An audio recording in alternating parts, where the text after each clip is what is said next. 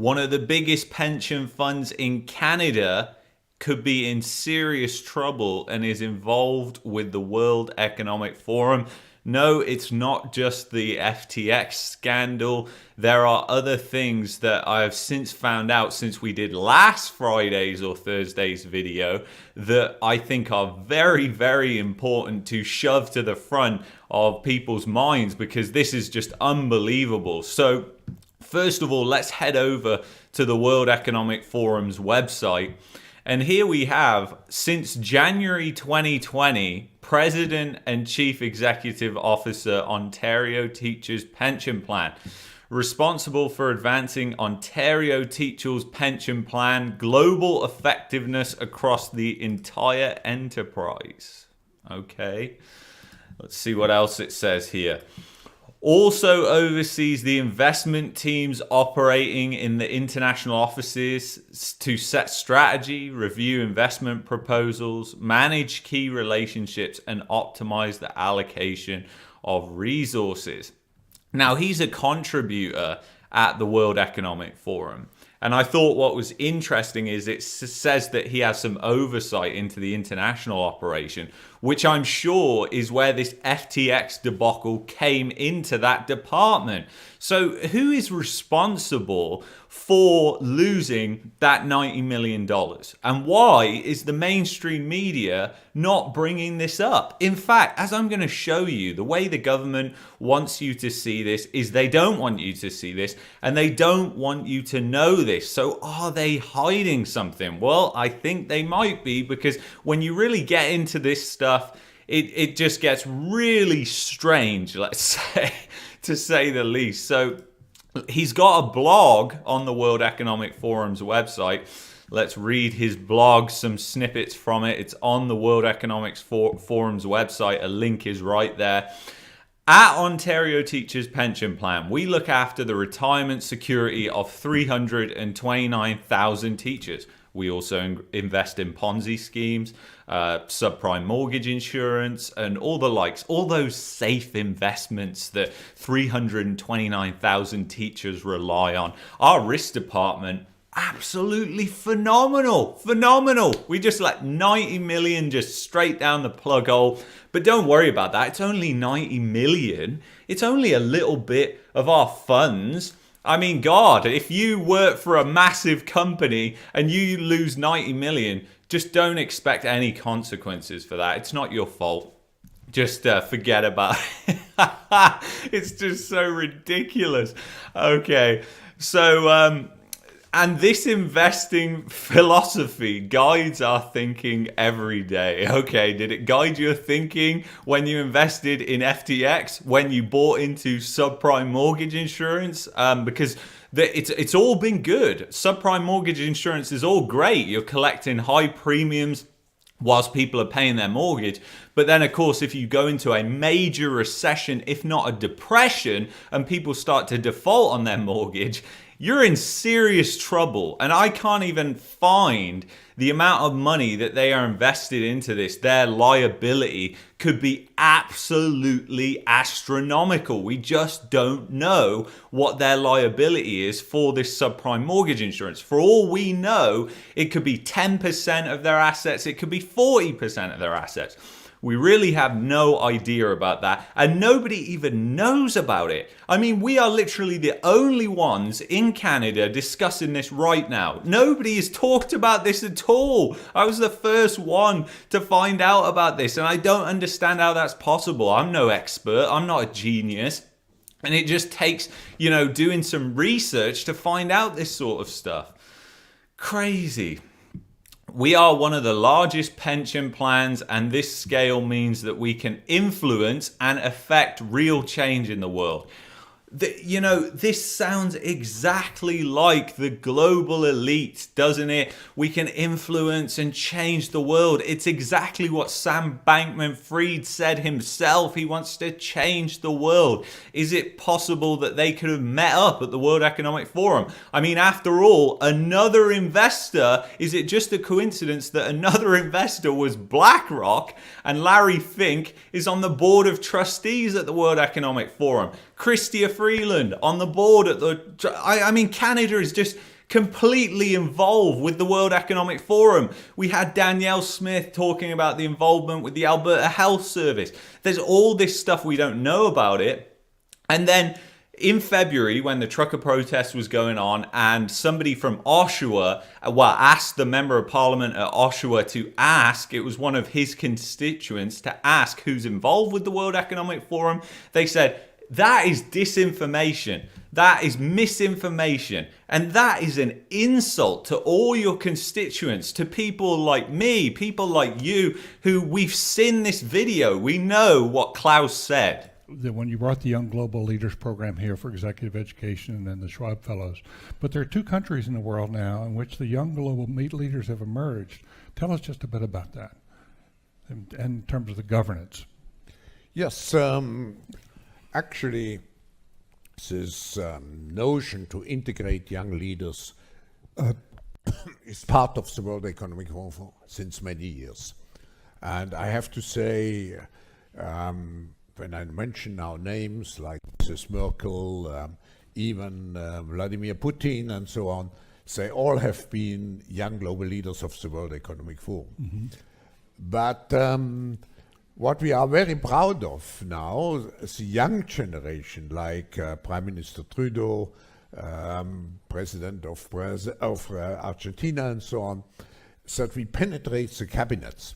So yesterday I was at a reception for Prime Minister Trudeau, and I know that half of this cabinet, or even more half of this cabinet, are actually young global leaders of the World Economic Forum. Therefore, our values, that's what Klaus says himself. That's not misinformation, that's not disinformation. They're just using this to essentially make it out and just say, oh no, they're all just conspiracy theories. You just don't look over there at that box, what's going on. And that's exactly what's happening with this loss from the FTX thing. Don't look over at that loss. Don't look into it too much. Just absolutely boggles my mind, this. That is why we recently set a target to achieve net zero emissions by 2050. Oh, great. Here we go again. As an allocator of capital and builder of businesses and an active, engaged owner, we have a responsibility to maximize the impact of our net zero journey. And I'm sure, just like all the elite, they are exempt, of course. They can go around in their yachts, their private jets, and we're the ones who have to have carbon scores. We have to have all these different things, and we can't do all those things that they do, but they can do them. It's perfectly fine because they are part of an elite class and they believe they are better than us. And this is just, I mean, it's just absolutely insane. I mean, just look at electric vehicles, for instance. I mean, that is all about feeling. And it just proves the point that nobody thinks these things through. I mean, electric vehicles, they might be great in your mind. They make you feel really good. You pay a high price for the vehicle, and then you don't pay that much to charge up that vehicle. So it makes you feel good. It makes you feel like you're saving money, even though you're not. You just paid a load of money more than it would have cost to buy a gas car, and you're charging it up with electricity that is probably produced using fossil fuels. And not only that, all the minerals that go into making these batteries and cars, they are being mined in countries through slave labor and other practices like that. So how good does that make people feel knowing that? They don't care because it's all about them. It's all just compartmentalized into their little universe where they don't care about anybody else. And it's kind of funny because they're the people who come out and go, oh, it's all for the greater good and we must save the planet, and they are actively destroying the planet and they just cannot even think critically, and it just drives me absolutely insane. So another thing I want to show you about this FTX fiasco, And really, it is just crazy, because I don't think I explained my point clearly enough last Friday. It's not so much about the loss amount. I don't think a lot of people realize that, especially who watch my TikTok video, which I know obviously from the poll. And I know anyway that people on TikTok are having their brain vaporized by TikTok. But a lot of people commented on that, and they were like, it's only a small fraction of their portfolio. And it's like, you are completely missing the point. You have to think about how this got through their risk department. What other shady investments are they invested in? Like the subprime mortgage insurance, like a lot of commercial real estate. I mean, but this is the thing. This is the world we live in right now, where a headline is just read and nobody reads any further than that. As I'm going to show you with this, what the government wants you to see is not what they show you. Well, it is what they show you, but what we need to see is not shown in the limelight. So if you take a look at this, crypto trading platform FTX collapses into bankruptcy, dragging Bitcoin price down with it. Now, interestingly enough, I could not find any article from CBC that came out and said about the Ontario Teachers Pension Plan involvement in this. Wouldn't you think that the title of this article should be Ontario Teachers Pension Plan involved in FTX scandal? No, it doesn't even mention it.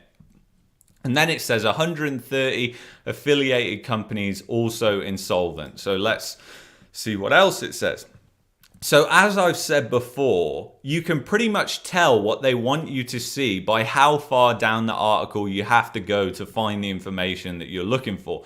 And it's all the way nearly at the bottom. So it says right here, the Ontario Teachers Pension Plan participated in a funding round for FTX as recently as 2021 with a stake of roughly $95 million. I stand corrected, I was saying $90 million, I think. While there is uncertainty about the future of FTX, any financial loss on this investment will have a limited impact on the plan, given this investment represents less than 0.05% of our net assets, the pension plan said. So again, this infuriates me because the pension plan isn't even saying about how they're going to avoid making mistakes like this in the future or anything like that. They are literally just saying, oh, it's only a tiny bit of our assets. So don't worry about it. And you know what? I was in a hot spring in BC last weekend and I overheard somebody. And as the observer that I like to be, I tapped into that conversation. And a guy was having a conversation about the Ontario Teachers Pension Plan. And they were literally agreeing and saying, it doesn't really matter. It's not that much of their assets. And I was just thinking, what is going on in the world right now? Can people not understand and think things through? Like, I mean, come on. It is just so obvious that this is not a good investment, but the thing that we really need to think about is how they got into that investment, and are they in any more shady investments that we don't know about? And the answer is yes, they are in more shady investments that we know about. And also, I didn't even know this either, but in June, a Calgary-based cryptocurrency startup Bitvo agreed to be bought by FTX, but that deal has not closed yet, and the company continues to operate independently.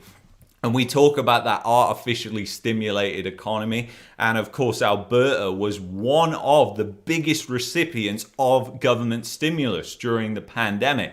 That might not be good news that you want to hear, but that means the economy is the most artificially manipulated by such government stimulus. So I wonder how many other crypto companies have been created, and companies that have just been created artificially around government stimulus. And of course, as this disappears, you're going to see those jobs disappear, and it's just going to be a completely different place. And as we discussed last time, you only have to go onto Canada Guarantee's website to see that they do these they do mortgage insurance for people, for new immigrants who have limited documented credit history, and they're providing the opportunity to purchase with as little as 5% down. That's what they're doing when it comes to subprime mortgages. I mean, this is just insane when you think about it right now, because all the trends that we've seen with immigration are set to reverse. They always do. Immigration is cyclical. You like to think that it's controlled by the government and Trudeau, but it's really controlled by the people in a certain sense. I mean, he controls the limits, yes, but during recessions, you normally see those trends flip on themselves. It happened in the US, it's happened in Canada before, it certainly happens in Alberta, and I'm going to show you that actually because it's a good high probability, high chance indicator of a recession that's coming, and we'll go into that more in a different video.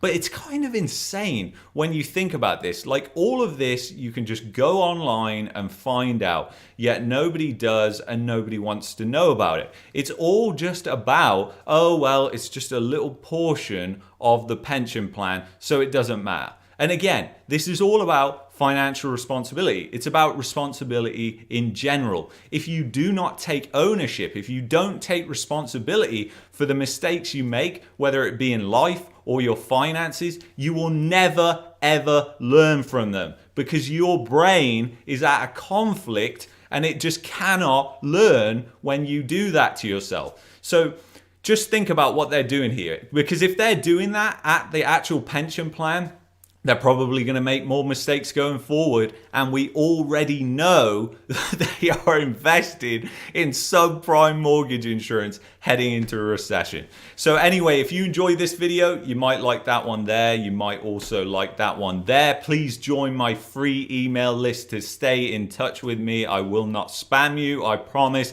Link is in the description and also in the pinned comment. And I'll see you guys on the next one. Have a phenomenal weekend, and I'll see you next time.